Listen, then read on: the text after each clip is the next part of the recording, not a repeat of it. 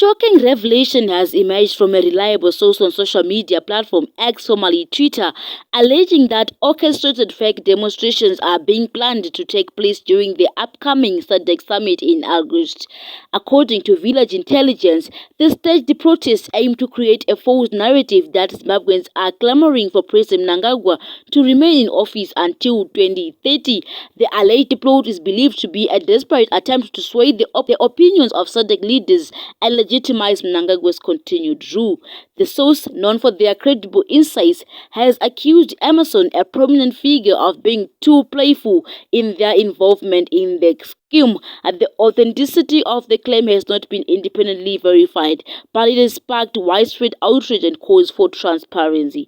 As the SADC summit approaches, the revelations have raised concerns about the integrity of the event and the true intentions of those involved. The people of Zimbabwe and the international community are watching closely, demanding truth and accountability.